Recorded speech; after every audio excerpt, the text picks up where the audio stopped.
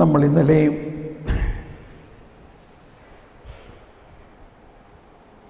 കേട്ടു, ധ്യാനിച്ചു. 1 കൊരിന്ത്യസ് 1-ാം അധ്യായം 30-ാമത്തെ വചനത്തിൽ കേട്ടത് എന്താണ്? 1 കൊരിന്ത്യസ് 1-ാം അധ്യായം 30-ാമത്തെ വചനത്തിൽ പറഞ്ഞത് എന്താണ്?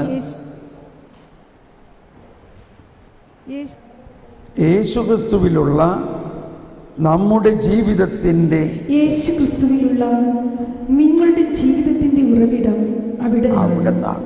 എല്ലാവരും ഒന്നുകൂടി ശബ്ദം ഉയർത്തിയേറ്റ് പറഞ്ഞുകൊണ്ട്, യേശുക്രിസ്തുവിലുള്ള നിങ്ങളുടെ ജീവിതത്തിന്റെ ഉറവിടം അവിടുന്നാണ്. ദൈവം അവനെ നമുക്ക് ജ്ഞാനവും നീതിയും വിശുദ്ധീകരണവും പരിത്രാണവും ആക്കിയിരിക്കുന്നു. ഇപ്പം ഇന്നലെ ഒരു ദിവസം കൊണ്ട് നമ്മൾ ഇതിൻ്റെ പല തലങ്ങളിലേക്ക് നീങ്ങിയില്ലേ? ജ്ഞാനത്തെക്കുറിച്ച് മനസ്സിലാക്കി. ദൈവം അവനെ നമുക്കായി ജ്ഞാനമാക്കിയിരിക്കുന്നു. ദൈവം യേശുവിനെ നമുക്കായി ജ്ഞാനമാക്കി തന്നിരിക്കുന്നു, നീതിയാക്കി തന്നിരിക്കുന്നു. നമ്മളെന്ത് ചെയ്യണം? നമ്മൾ അലുവ തിന്നണ മാതിരി ഇതങ്ങ് തിന്നാൽ മതി. നമുക്കിതിങ്ങോട്ട് തന്നിരിക്കുകയാണ്, അത് സ്വീകരിച്ചാൽ മതി. നമ്മൾ ഒട്ടും കഷ്ടപ്പെടേണ്ട ആവശ്യമില്ല.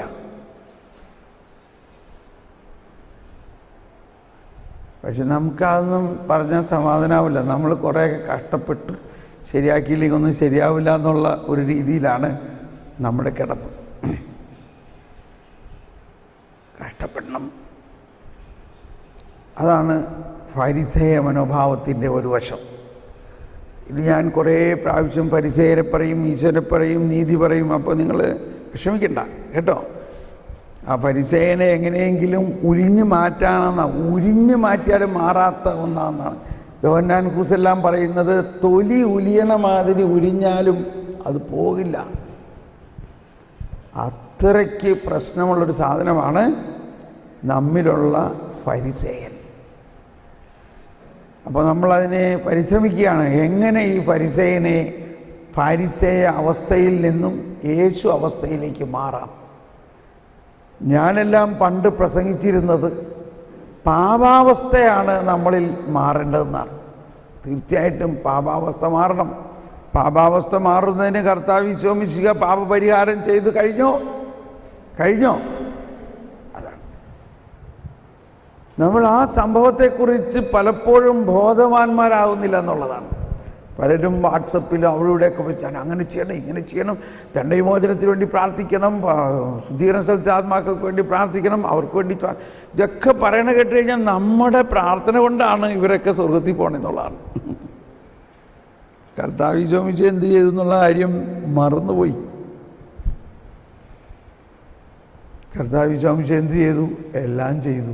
എന്നിട്ട് പറയാണ്, ഞാൻ നിങ്ങൾക്ക് വേണ്ടി ഒരു സ്ഥലം ഒരുക്കിയിട്ടുണ്ട്, ഞാൻ വീണ്ടും വന്ന് നിങ്ങളെയും കൂട്ടിക്കൊണ്ട് പോകും. അപ്പോൾ നമ്മൾ എന്ത് ചെയ്യണം? നമ്മളൊന്നും ചെയ്യേണ്ട ആവശ്യമില്ല. പക്ഷെ ഒന്ന് ചെയ്യണം. എന്താ? കർത്താവ് ഈശോ മിശിഹായുടെ ജ്ഞാനം കൊണ്ട് നിറയണം. ഇന്ന് നമ്മൾ കേട്ടു വിശ്വാസം. ഈശോ മിശിഹായിൽ വിശ്വസിക്കണം. ആ ശതാധിപൻ ഒരു ക്രിസ്ത്യാനി അല്ലായിരുന്നു, ഒരു യഹൂദനും അല്ലായിരുന്നു, ഒരു വിജാതീയനായിരുന്ന അവന് വിശ്വാസം ഉണ്ടായിരുന്നു. എന്തു പറഞ്ഞു? നീ ഒരു വാക്ക് പറഞ്ഞാൽ മതി, ഒരു വാക്ക്.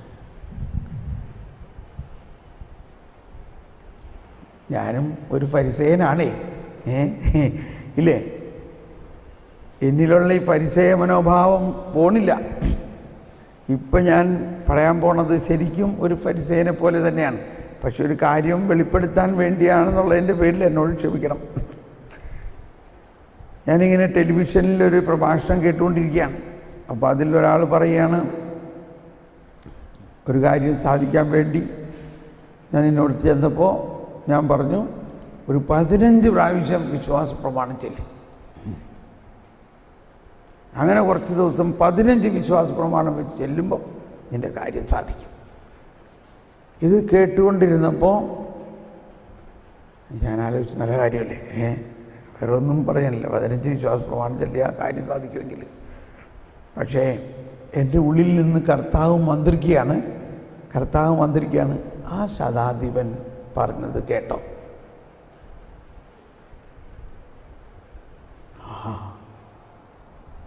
ഒരു വാക്ക് പറഞ്ഞാൽ മതി, നിന്റെ കാര്യം സാധിക്കും. എൻ്റെ ദൈവമേ, എനിക്കപ്പോൾ ഉണ്ടായ ഒരു വലിയ തിരിച്ചറിവ്,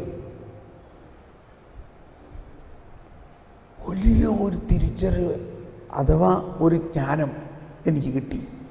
ഞാൻ എത്ര പ്രാവശ്യം വിശ്വാസ പ്രമാണം ചെല്ലുന്നതിലല്ല, ഒരു പ്രാവശ്യം വിശ്വസിക്കുന്നതിലാണ് കാര്യം സാധിക്കുന്നത്.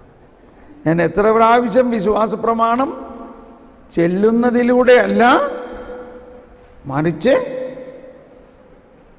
ഒരു പ്രാവശ്യം ഒന്ന് വിശ്വസിക്കുക.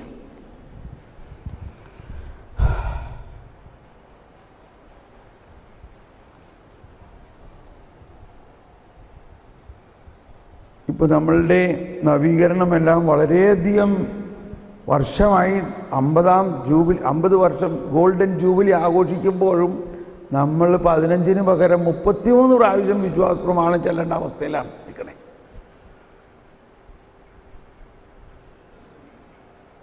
കാര്യം പറഞ്ഞ് മനസ്സിലാവുന്നുണ്ടോ? നിങ്ങളെന്താ വളരെ വിഷമിച്ചിരിക്കണത്? ഞാൻ പറഞ്ഞതുകൊണ്ട് വിഷമിക്കുന്നതാണോ, അതോ ഈ നമ്മുടെ അവസ്ഥ ഓർത്തിട്ട് വിഷമിക്കുന്നതാണോ?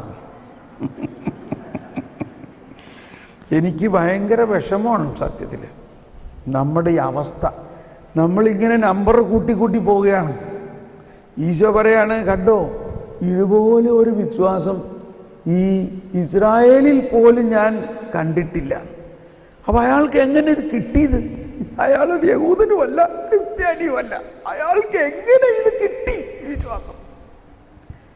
അതാണ് വിശ്വാസം എന്ന ദാനം. അത്രയ്ക്ക് ജനറസ് ആയിട്ട് ദൈവം കൊടുത്തിരിക്കുന്നു എന്നല്ല എൻ്റെ അർത്ഥം. ഒരു യഹൂദനല്ല, ഒരു ക്രിസ്ത്യാനിയല്ല, ഒരു വിജാതിയനെ പറയാണ്, അങ്ങ് ഒരു വാക്ക് പറഞ്ഞാൽ മതി, എൻ്റെ വൃത്തിൻ സുഖമാകും. ഓക്കെ, എനിക്ക് തോന്നുന്നത് ഇപ്പോൾ നിങ്ങൾക്ക് സംശയമാണ്. നമ്മൾ ജ്ഞാനത്തെക്കുറിച്ച് പറഞ്ഞിട്ട് ബ്രദർ പെട്ടെന്ന് വിശ്വാസത്തിലേക്ക് ചാടിയല്ലോ എന്നുള്ളതാണ്. ഞാനും അത് തന്നെ ചിന്തിക്കണത്. എന്തിനാണ് എന്നെ ജ്ഞാനത്തെക്കുറിച്ച് പറഞ്ഞ് ഞാൻ ആരംഭിച്ചിട്ട് പെട്ടെന്ന് ഞാൻ വിശ്വാസത്തിലേക്ക് അങ്ങ് ചാടി?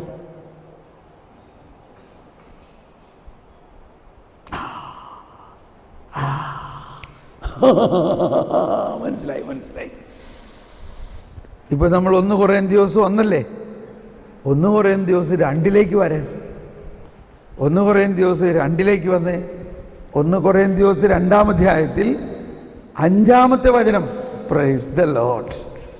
1 കൊറിന്ത്യസ് 2-ാം അധ്യായത്തിൽ 5-ാമത്തെ വചനം പറയുന്നത് എന്താണ്? ക്രിസ്തുവിന്റെ സഹനങ്ങളിൽ.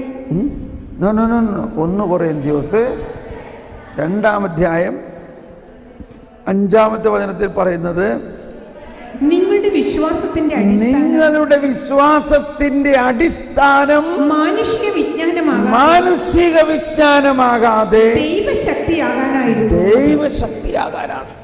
Price the Lord. കണക്ഷൻ കിട്ടിയില്ലേ? പരിശുദ്ധാത്മാവ് എങ്ങനെ നയിക്കണേന്ന് നോക്കി. ഞാൻ പെട്ടെന്ന് അങ്ങ് വിഷമിച്ചു പോയി. ഞാൻ ജ്ഞാനത്തെക്കുറിച്ച് പറയാൻ വന്നില്ല, എന്തിനാണ് പെട്ടെന്ന് ഈ വിശ്വാസത്തിലേക്ക് പോയത്? ഇതാണ് പരിശുദ്ധാത്മാവ് പറയുന്നത്.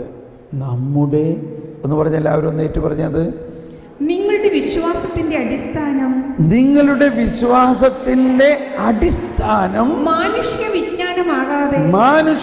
വിജ്ഞാനമാകാതെ ദൈവശക്തിയാകാനാണ്. അത് അപ്പൊ ജ്ഞാനം, മാനുഷിക ജ്ഞാനം നമുക്ക് കുറേ ഉണ്ട്. നമ്മൾ അതാണ് പഠിച്ചേക്കണം മുഴുവൻ. ഞാനൊരു എൻജിനീയർ ആയിരുന്നു, എത്ര വർഷം പഠിച്ചു, ഒരുപാട് എൻജിനീയറിങ് ജോലികൾ ചെയ്തു. അന്നൊക്കെ സംഭവിച്ചിട്ടുള്ളൊരു കാര്യം, ഒരു ജർമ്മൻ കമ്പനിയിൽ നിന്ന് വന്ന ഇന്ത്യയിലേക്ക് വന്നൊരു മെഷീൻ, ജർമ്മൻ എൻജിനീയർ വന്നിട്ട് അത് സ്റ്റാർട്ട് ചെയ്യാൻ പറ്റിയില്ല. ഞാൻ അദ്ദേഹത്തിൻ്റെ കൂടെ ഉണ്ടായിരുന്നു. ഞങ്ങളൊരു മാസം തല പുകഞ്ഞിട്ട് പറ്റിയില്ല. അയാൾ തിരിച്ചു പോയി. ഇവിടെ ജർമ്മനിയിൽ ജോലി ചെയ്യണ സിസ്റ്റേഴ്സ് ആരെങ്കിലും ഉണ്ടോ?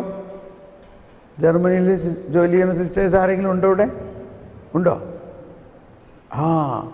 അപ്പം നിങ്ങൾക്കറിയാം ജർമ്മൻകാരുടെ ആ കൃത്യതയും. ഒരു ജർമ്മൻ ജോലി സ്റ്റാർട്ട് ചെയ്യാണ്ട് തിരിച്ചു പോകാന്ന് പറഞ്ഞത് നമുക്ക് ചിന്തിക്കാൻ പറ്റുമോ ജർമ്മനിയിൽ? പക്ഷേ പോയി.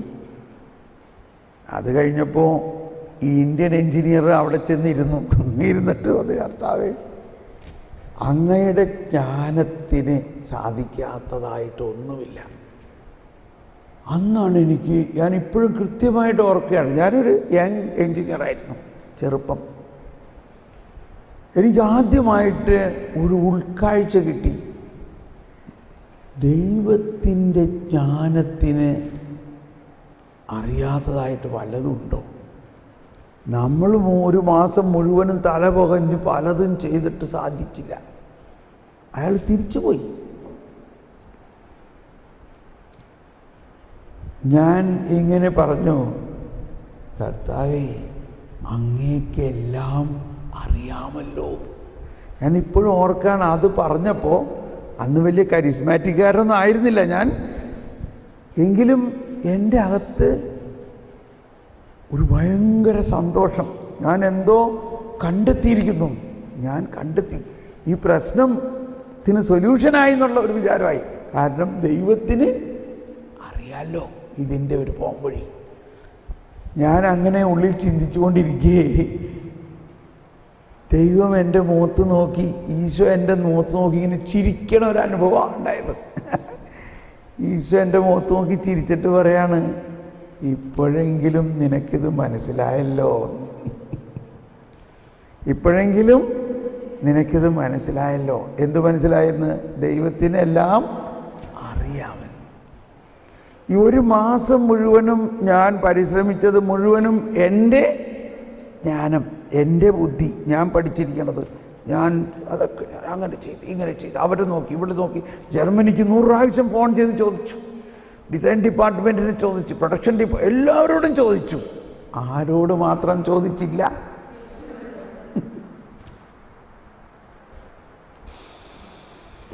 ഇതാണ് നമ്മൾക്ക് റിപ്പൻറ്റൻസിൻ്റെ ആവശ്യം. ആരോട് ചോദിച്ചില്ല? കർത്താവിനോട്, ഈശോയോട്, പരിശുദ്ധാത്മാവിനോട് ചോദിച്ചില്ല. ശരിക്കും ജ്ഞാനം വാതുക്കൽ നോക്കി നിൽക്കണം എന്ന് പറഞ്ഞത് ഇപ്പം എനിക്ക് കുറച്ചുകൂടി ക്ലിയറായി മനസ്സിലാവുന്നുണ്ട്. ഞാൻ പറഞ്ഞു, കർത്താവേ, ഓ പരിശുദ്ധാത്മാവേ, നിനക്ക് ജ്ഞാനത്തിന് ഇതെല്ലാം അറിയാമല്ലോ, ഇതൊന്ന് എനിക്ക് പറഞ്ഞു തന്നേ, എന്താണ് ഇതിൻ്റെ കാരണം എന്ന് ചോദിക്കുകയല്ല, ഉടനെ എനിക്ക് ഒരു വലിയ ആശയം എൻ്റെ ഉള്ളിൽ അങ്ങ് ഉദിച്ചു. ഈ ഇത്രയും നാളും ചിന്തിക്കാത്ത a line of thought, completely different line of thought. നമ്മൾ ചിന്തിച്ച അത് ഭയങ്കര കാര്യങ്ങളല്ല, ഇത് അത്ര ഒന്നൊരു നിസ്സാര ഒരു കാര്യം. എനിക്ക് ഉത്തരം കിട്ടി. അത്ഭുതകരമായി സംഭവം നടന്നു. മെഷീൻ സ്റ്റാർട്ടായി. ജർമ്മൻ എഞ്ചിനീയർ ഇത് കേട്ടിട്ട് അന്തം വിട്ട്, ഇത് എങ്ങനെ സംഭവിച്ചു? അയാൾ തിരിച്ചു വന്നിരിക്കണു, ഇത് എങ്ങനെ സംഭവിച്ചു എന്നറിയാൻ. എല്ലാവർക്കും ഒന്നേ പറയാനുള്ളൂ, തോമസ് പോൾ. തോമസ് പോളിൻ്റെ അടുത്ത് വന്ന് ചോദിച്ചപ്പോൾ എനിക്ക് പറയാൻ പറ്റുമോ? പരിശുദ്ധാത്മാവ് കാണിച്ചു തന്നതെന്നൊക്കെ വിശ്വസിക്കും ആരെങ്കിലും. എന്തിനു വേണ്ടി? എനിക്ക് പ്രമോഷൻ കിട്ടി, ഡബിൾ ഇൻക്രിമെൻ്റ് കിട്ടി, ഞാൻ വലിയ ആളായി അവിടെ. അപ്പം നമ്മുടെ സക്സസ്, നമ്മുടെ ലൗകികവും ഭൗതികവും എല്ലാ കാര്യങ്ങളിലും, അതിനേക്കാൾ ഉപരി ആത്മീയമായ കാര്യങ്ങളിൽ നമ്മുടെ ബുദ്ധിയിലല്ല ദൈവവചനത്തെ വ്യാഖ്യാനിക്കേണ്ടത്. ഞാൻ 31 പ്രാവശ്യം കൊണ്ട് പ്രാർത്ഥിക്കുമ്പോൾ കാര്യം നടക്കൂട്ടോ.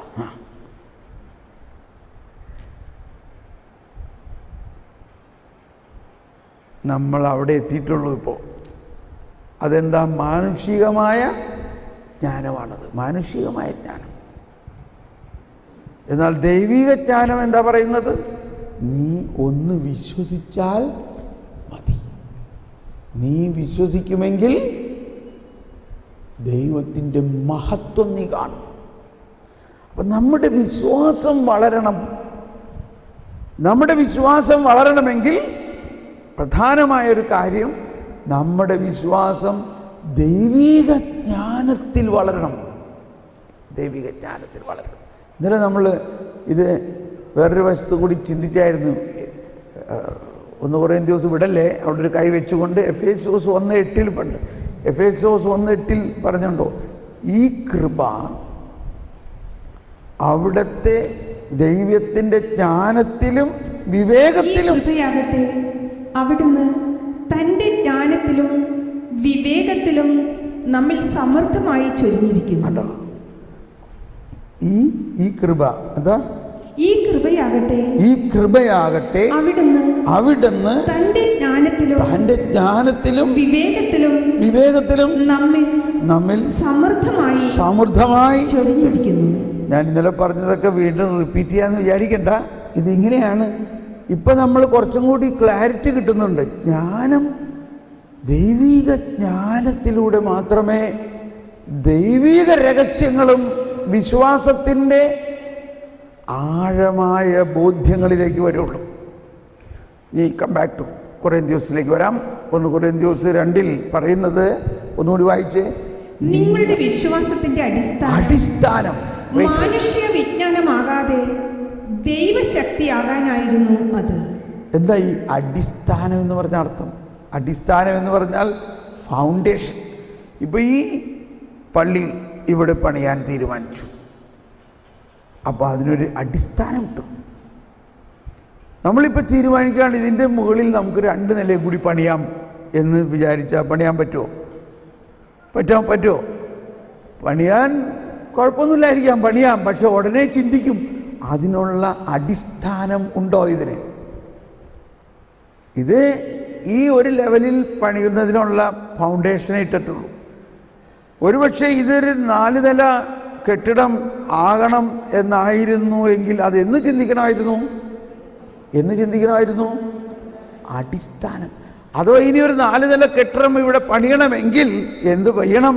ഇത് പൊളിച്ചതിൻ്റെ അടിസ്ഥാനം ആദ്യം മാറ്റണം. അടിസ്ഥാനം, ഫൗണ്ടേഷൻ. അപ്പോൾ വിശ്വാസത്തെ സംബന്ധിച്ചും അങ്ങനെ ഒരു കാഴ്ചപ്പാടുണ്ടാകണം. നമ്മുടെ വിശ്വാസത്തിന് ഒരടിസ്ഥാനം വേണം. ഇത് ബൈബിളിലെ വലിയ ഒരു തീമാണ്, പാറ. ഈ പാറമേൽ ഞാൻ അടിസ്ഥാനം എടുത്തു. കണ്ടോ, പാറ. ഈ പാറമേൽ ഞാൻ പള്ളി പണിയും. അടിസ്ഥാനം പാറയാണ്. എന്താ പാറ? വിശ്വാസം. പൗലോസ് 2-ാം അധ്യായത്തിൽ എഫേസോസ് 2-ാം അധ്യായത്തിലല്ലേ, 19-ാമത്തെ വചനത്തിലാണെന്ന് തോന്നുന്നു. ഒന്നെടുത്ത് എഫേസോസ്, കൊരിന്ത്യർ വിടല്ലേ, എഫേസോസ് 2-ാം അധ്യായത്തിൽ 19. നിങ്ങൾ അന്യരോ പരദേശികളോ അല്ല, വിശുദ്ധരുടെ സഹപൗരരും ദൈവഭവനത്തിലെ അംഗങ്ങളുമാണ്. തുടർന്ന് അപ്പസ്തോലന്മാരും പ്രവാചകരുമാരുമാകുന്ന അടിത്തറമേൽ പണിതുയർത്തപ്പെട്ടവരാണ്. ഈ അടിത്തറയുടെ മൂലക്കല്ല് ക്രിസ്തുവാണ്. ഇനിമേൽ നിങ്ങൾ അന്യരോ പരദേശികളോ അല്ല, വിശുദ്ധരുടെ സഹപൗരരും ദൈവഭവനത്തിലെ അംഗങ്ങളുമാണ്. അത് എഫേസോസുകാരെ കുറിച്ചാ, നമ്മളെ കുറിച്ചല്ല. ആണോ? നമ്മൾക്കും അത് ബാധകമാണോ? എന്നിട്ട് അടുത്ത വചനം ഒന്ന് വായിച്ചേ. അപ്പസ്തോലന്മാരും പ്രവാചകന്മാരുമാകുന്ന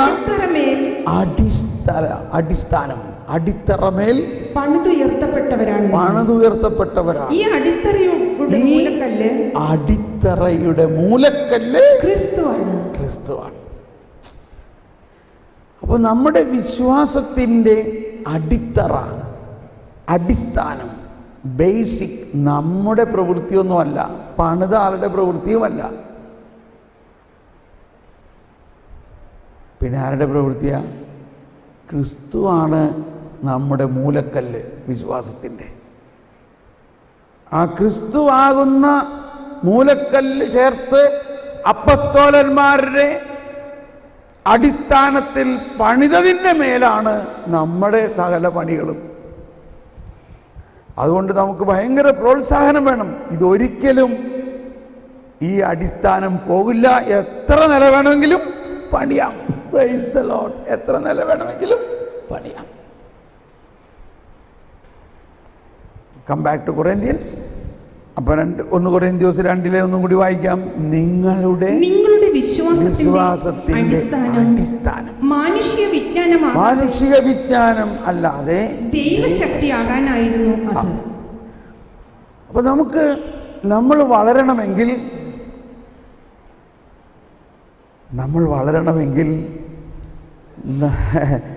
ഈ വാക്ക് പറയണത് ക്ഷമിക്കണം, നമ്മളിൽ ഉണ്ടായിരിക്കാവുന്ന ചില അജ്ഞതകൾ അകലണം, ചില സൂപ്പർസ്റ്റീഷ്യൻസ് മാറണം, ചില അന്ധവിശ്വാസങ്ങൾ മാറണം.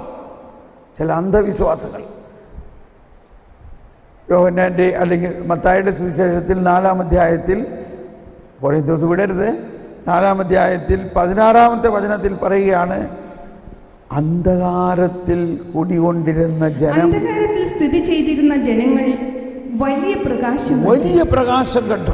മരണത്തിന്റെ മേഖലയിലും നിഴലിലും വസിച്ചിരുന്നവർക്കായി ഒരു ദീപ്തി ഉദയം ചെയ്തു. ഓക്കെ, അന്ധകാരത്തിൽ സ്ഥിതി ചെയ്തിരുന്ന ജനം പ്രകാശം കണ്ടു എന്ന് പറഞ്ഞാൽ ദൂരം കേട്ടേക്കണ വചനം ഇത്.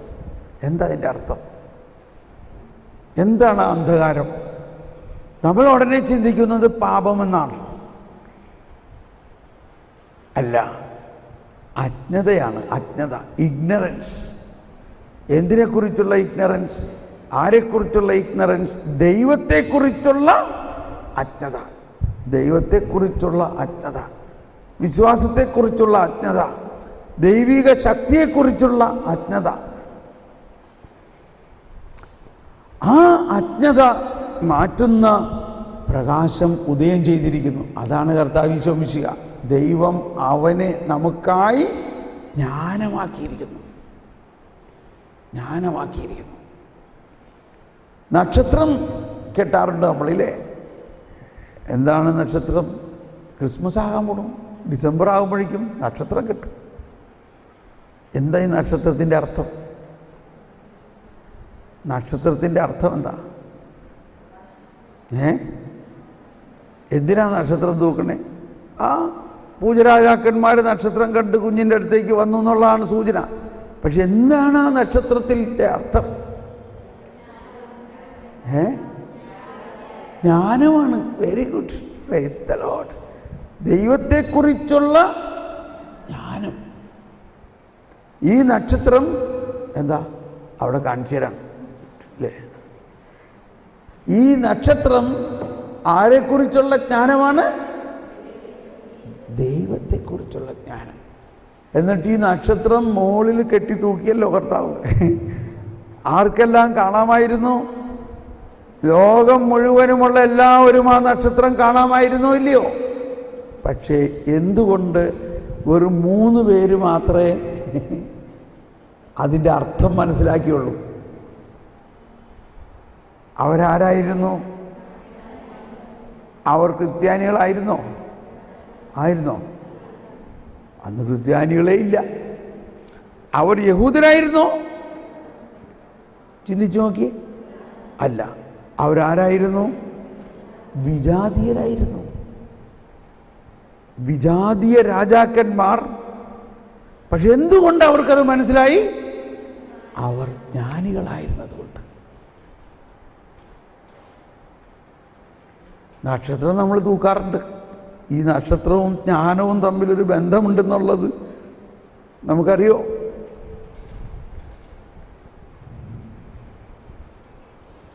അങ്ങനെ ആ ദൈവത്തിൻ്റെ ജ്ഞാനം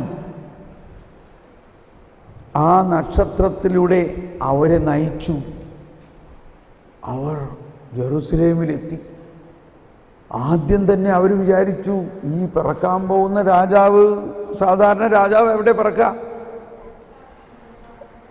രാജകൊട്ടാരത്തിലല്ലേ പിറക്കുക. അതുകൊണ്ട് നേരെ ഹെരോദസ് രാജാവിൻ്റെ അടുത്ത് ചെന്നു. അങ്ങേരോടിത് പറഞ്ഞപ്പോൾ ആകെ ആള് ഭയങ്കര പ്രയാസം. എന്തത്, എൻ്റെ രാജ്യത്ത് ഞാനറിയാതെ വേറൊരു രാജാവ് പിറക്കാൻ പോകുന്നു. ആകെ പരിഭ്രാന്തമായി. അയാളുടെ ജ്ഞാനം എത്രത്തോളം ഉണ്ട് നോക്കിയേ. ഇപ്പം പിറക്കാനേ പോകണുള്ളൂ. അപ്പോഴേക്കും അയാൾ പരിഭ്രാന്തനായി. ഉടനെ കൊട്ടാരത്തിലുള്ള പുരോഹിതന്മാരെയും ജ്ഞാനികളെയും വിളിച്ചു കൂട്ടി. എന്താ ഈ കേൾക്കുന്നത്? അപ്പോൾ അവർ പറഞ്ഞു, കേൾക്കുന്നത് ശരിയാണ്. അവർ പറഞ്ഞു, എഴുതപ്പെട്ടിട്ടുണ്ട്, ഇങ്ങനെ എഴുതപ്പെട്ടിരിക്കുന്നു. എന്തെഴുതി? ആരെഴുതി? ആ എഴുതപ്പെട്ടിരിക്കുന്നത് സംഭവിക്കും.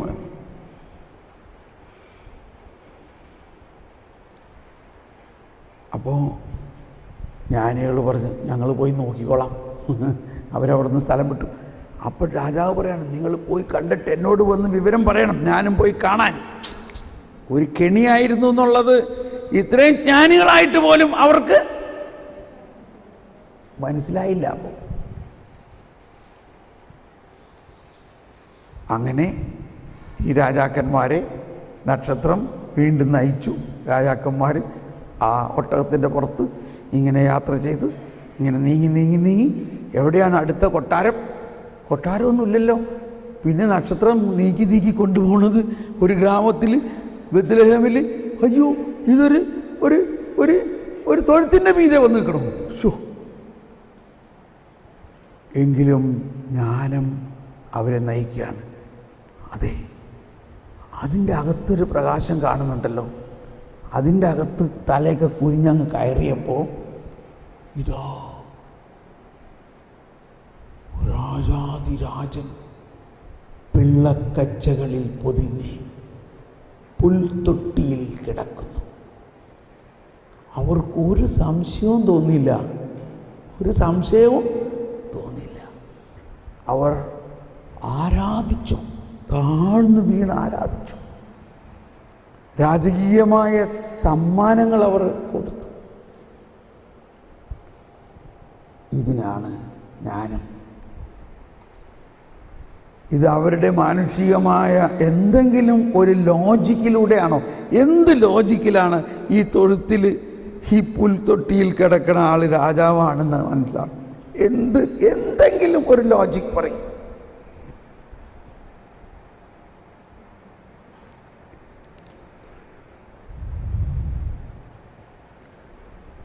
അതാണ് വിശ്വാസത്തിൻ്റെ അടിസ്ഥാനം.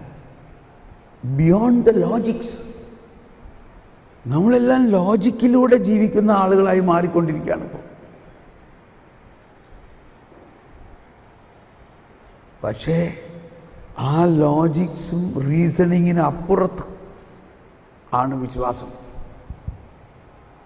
വിശ്വാസം എന്ന് പറയുന്നതും ജ്ഞാനമെന്ന് പറയുന്നത്. അത് കഴിഞ്ഞ് അവർ 3 രാജാക്കന്മാരാണേ. അവരുടെ രാജകീയമായ ബോധ്യത്തിലും പദവിയിലും വെച്ച് അവർ ഹെറോദേസിനോട് പറഞ്ഞിരിക്കുന്നത് അനുസരിക്കണ്ടേ? നമുക്ക് കൊട്ടാരത്തിലേക്ക് പോകാം, ഹെറോദേസിനോട് പോയി പറയണം ഞങ്ങളിങ്ങനെ കണ്ടിരിക്കുന്നു. അദ്ദേഹം വന്ന് ആരാധിക്കാമെന്ന് പറഞ്ഞതാണല്ലോ. പക്ഷേ അപ്പോൾ ദൈവത്തിൻ്റെ ജ്ഞാനം, പരിശുദ്ധാത്മാവ് അവരോട് പറഞ്ഞു, പോകരുത്, ഹെറോദേസിൻ്റെ അടുത്തേക്ക് ഇനി പോകരുത്. നിങ്ങൾ മറ്റൊരു വഴിയെ പോയിക്കോളൂ. അവർ അത് സ്വീകരിച്ചു. അവരുടെ ലോജിക്കല്ല, ദൈവത്തിൻ്റെ ജ്ഞാനം നൽകിയ അരുളപ്പാടനുസരിച്ച് അവരത് സ്വീകരിച്ചുകൊണ്ട് ഹെറോദേസിനെ കെണിയിൽ നിന്നും അവർ പോയി. ഇതാണ് B prudent like A serpent എന്ന് പറഞ്ഞത്. B prudent. അപ്പോൾ ദൈവത്തിൻ്റെ ജ്ഞാനമാണ് നമ്മളെ വഴി നടത്തുന്നത്. ഈ ഏറ്റവും ആദ്യം ഈശോയെ കാണാൻ വന്ന രാജാക്കന്മാർ വിജാതീയരായിരുന്നു. അവരെ ദൈവമാണ് കൊണ്ടുവന്നത്. നമ്മൾ അങ്ങനെയുള്ള നക്ഷത്രങ്ങളായി മാറാൻ വേണ്ടിയാണ് അനേകം വിജാതീയരെ, ക്രിസ്തുവിനെ അറിയാത്തവരെ ക്രിസ്തുവിൻ്റെ അടുത്തേക്ക് കൊണ്ടുവരുന്ന നക്ഷത്രങ്ങളാകണം നമ്മൾ. അതിനെന്ത് വേണം? ജ്ഞാനം വേണം. ജ്ഞാനം വേണം. നമ്മൾ അങ്ങനത്തെ നക്ഷത്രങ്ങളാണ്.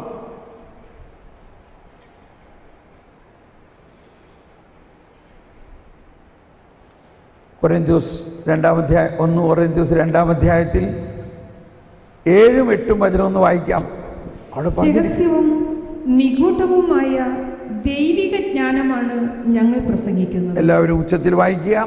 രഹസ്യവും നിഗൂഢവുമായ ദൈവിക ജ്ഞാനമാണ് ഞങ്ങൾ പ്രസംഗിക്കുന്നത്. അത് എല്ലാവരും എടുത്തോ. കൊരിന്ത്യസിലല്ലേ? മടങ്ങി വന്നോ? എഫേസോസിൽ ഒന്ന് എല്ലാവരും ഒന്ന് കരമുയർത്തി ശബ്ദമുയർത്തി ഈ 3 വാക്കുകളൊന്ന് ഉച്ചത്തിൽ പറഞ്ഞേ. രഹസ്യവും നിഗൂഢവുമായ ദൈവിക ജ്ഞാനമാണ് ഞങ്ങൾ പ്രസംഗിക്കുന്നു. ഒന്നുകൂടി നിങ്ങളൊന്ന് ഉച്ചത്തിലൊന്ന് പറഞ്ഞ് ഇത്തിരി ഒന്ന് ശബ്ദമുയർത്തി ഒന്ന് പറഞ്ഞേ. രഹസ്യവും നിഗൂഢവുമായ ദൈവിക ജ്ഞാനമാണ് ഞങ്ങൾ പ്രസംഗിക്കുന്നു. ഞാൻ ഈ ഉച്ചത്തിൽ പറയണതിൻ്റെ കാരണം പറഞ്ഞില്ല, അതുകൊണ്ടാണ് ഒച്ചയില്ലാത്തത്. ഈ നമ്മുടെ മലയാളം ബൈബിളിൽ യോഹന്നാൻ്റെ സുവിശേഷത്തിൻ്റെ പ്രലോഗ്, അതായത് ആദ്യത്തെ വചനം, ആദിയിൽ വചനമുണ്ടായി, വചനം ദൈവത്തോടു കൂടെയായിരുന്നു, വചനം ദൈവമായിരുന്നു. എന്നാൽ ഹിന്ദി ബൈബിളിൽ, ഇവിടെ ഇപ്പം നമ്മൾ ഹിന്ദി നോർത്ത് ഇന്ത്യയിൽ വർക്ക് ചെയ്യണ സിസ്റ്റേഴ്സ് ഇല്ലേ? എത്ര പേരുണ്ട് നോർത്ത് ഇന്ത്യയിൽ വർക്ക് ചെയ്യണ സിസ്റ്റേഴ്സ്? ഓ, ഇത്രേ ഉള്ളൂ. ഓക്കെ. നിങ്ങളുടെ സിസ്റ്റേഴ്സും ഞാനും ഒക്കെ ഒരുമിച്ച് നോർത്ത് ഇന്ത്യയിൽ കുറേ വർക്ക് ചെയ്തിട്ടുള്ളതാണ്. ആ കൂട്ടത്തിലുള്ള ആരെങ്കിലും ഇവിടെ ഉണ്ടോ? ഇല്ല, അവരൊക്കെ വേറെ ഹൗസിലായിരിക്കും.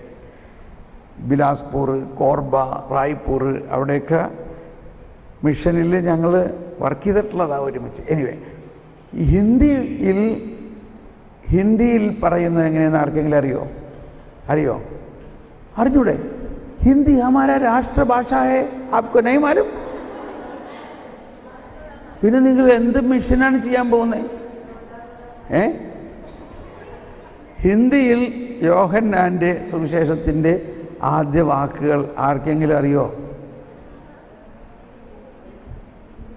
आदि में शब्द था. बोलिए, आदि में शब्द था, शब्द ईश्वर के साथ था, शब्द ईश्वर ही था. എന്ന് പറഞ്ഞ എല്ലാവരും, आदि में शब्द था, शब्द ईश्वर के साथ था, शब्द ईश्वर ही था. ഹിന്ദി ആണെങ്കിലും കാര്യം മനസ്സിലായോ ഇല്ലയോ? ഹിന്ദി ആണെങ്കിലും മലയാളത്തിൽ മനസ്സിലായില്ലേ? ആദ്യം ഉണ്ടായ വചനം എന്ന് പറയണത് ഒരു ലിഖിത രൂപത്തിലല്ല. വചനം, ആദിയിൽ വചനമുണ്ടായി എന്ന് പറയുമ്പോൾ നമ്മൾക്ക് സാധാരണഗതിയിൽ അതൊരു ലിഖിത രൂപത്തിലാണ് ചിന്തിക്കുന്നത്. ലിഖിത രൂപത്തിലല്ല അതുണ്ടായത്. അത് എങ്ങനെയാണ് ഉണ്ടായത്? ശബ്ദമായിരുന്നു, ശബ്ദം. ആ ശബ്ദം ദൈവം തന്നെയായിരുന്നു. അതുകൊണ്ടാണ് വചനം ശബ്ദമാകുമ്പോഴാണ് അതിൻ്റെ ആ ശക്തി നമ്മുടെ ആത്മാവിൽ. അപ്പോൾ അത് നമ്മുടെ അധരത്തിലൂടെ ശബ്ദമായി വന്നാൽ അത് നമ്മുടെ കാതുകളിലൂടെ ഹൃദയത്തിലേക്ക് ചെല്ലുമ്പോഴേ നമ്മളുടെ വിശ്വാസമാകുന്നുള്ളത്. അത് ആലേഖനം ചെയ്യപ്പെടുകയുള്ളൂ. കണ്ണുകളിലൂടെ കണ്ടു, വായിച്ചു, അത് അധരത്തിലൂടെ ശബ്ദമായി വന്നു, അത് കാതുകളിലൂടെ അകത്ത് പ്രവേശിച്ച് ഹൃദയത്തിലേക്ക് കയറണം. ഇതാണ് വചനം പഠിക്കുന്നതിൻ്റെ ഒരു പ്രോസസ്സ്. അതുകൊണ്ടാണ് എഫേസോസ് റോമക്കാർക്ക് ഇത് ലേഖനം 10-ാം അധ്യായത്തിൽ 17-ാമത്തെ വചനത്തിൽ പറയുന്നത്, 10:17 പറയുന്നത് എന്താ? റോമർ 10:17. ആകയാൽ വിശ്വാസം കേൾവിയിൽ നിന്നും, കേൾവി ക്രിസ്തുവിനെ പറ്റിയുള്ള പ്രസംഗത്തിൽ നിന്നാണ്. എന്തെങ്കിലും കേട്ടതുകൊണ്ട് കാര്യമില്ല. വിശ്വാസം കേൾവിയിൽ നിന്നാണ്. അതും ഹിന്ദിയിലാണ്. അതും കുറെ കൂടി നല്ല ബോധ്യം വരുന്ന ഒരു സുന്നേ സേ വിശ്വാസ് ഉത്പന്ന ഹോത്താ ഹേ എന്ന് പറഞ്ഞേ. സുന്നേ സേ വിശ്വാസ് ഉത്പന്ന ഹോത്താ ഹേ. കേട്ടോ, മലയാളത്തിൽ പറഞ്ഞേക്കാളും കുറേയും കൂടി ശക്തമാണെന്ന് തോന്നുന്നില്ലേ അത്? മലയാളത്തിൽ പറയാണ്, എന്താ മലയാളത്തിൽ പറയുന്നത്? വിശ്വാസം കേൾവിയിൽ നിന്നും, കേൾവി ക്രിസ്തുവിനെ കുറിച്ചുള്ള പ്രഘോഷണത്തിൽ നിന്നാണ്. ഹിന്ദിയിൽ ആണ് ഇത് എന്നെ കൂടുതൽ രജിസ്റ്റർ ആയത്, എൻ്റെ ഉള്ളിൽ ശരിക്കും രജിസ്റ്റർ ആയതാണ്. സുന്നേ സേ വിശ്വാസ് ഉത്പന്ന ഹോത്താ ഹേ. ഒന്നെല്ലാവരും പറഞ്ഞേ, സുന്നേ സേ വിശ്വാസ് ഉത്പന്ന ഹോത്താ ഹേ. ക്യാ സുनना चाहिए? ഈശോ വചൻ. നമ്മൾ എന്തെങ്കിലും കേട്ടത് കൊണ്ടല്ല, കർത്താവ് ഈശോ മിശിഹായെ കുറിച്ചുള്ള ജ്ഞാനം നിറഞ്ഞ വചനം കേൾക്കുമ്പോഴാണ് വിശ്വാസം വർദ്ധിക്കുക. യേശുവിനെ കുറിച്ച് പഴയ നിയമത്തിലെ പുതിയ നിയമത്തിൽ നമ്മളുടെ വ്യത്യാസം അതാണ്. യേശു വന്നു കഴിഞ്ഞപ്പോഴാണ് വിശ്വാസം ആവിർഭവിച്ചത്. യേശു വന്നതിലൂടെയാണ് വിശ്വാസം ആവിർഭവിച്ചത്. പഴയ നിയമത്തിലെ വചനം കേൾക്കാം, അതും വചനം തന്നെയാണ്. പക്ഷേ വിശ്വാസത്തിൽ അല്ല അധിഷ്ഠിതം, അത് പ്രവൃത്തിയിൽ അധിഷ്ഠിതമാണ്, കൽപ്പനയിൽ അധിഷ്ഠിതമാണ്. ഹലോ, ഗബ്രിയേൽ മാലാഖ സക്കറിയയുടെ അടുത്ത് വന്നു, ഒരു പുരോഹിതനായ സക്കറിയായുടെ അടുത്ത് വന്നു. സക്കറിയായോട് പറഞ്ഞു, നിന്റെ ഭാര്യ ഗർഭിണിയാകാൻ പോവുകയാണ്. സക്കറിയ ആകെ നിന്ന് വിറയ്ക്കാൻ തുടങ്ങി. ഈ വയസ്സായ ഞാനും വയസ്സായ വന്ധ്യയായ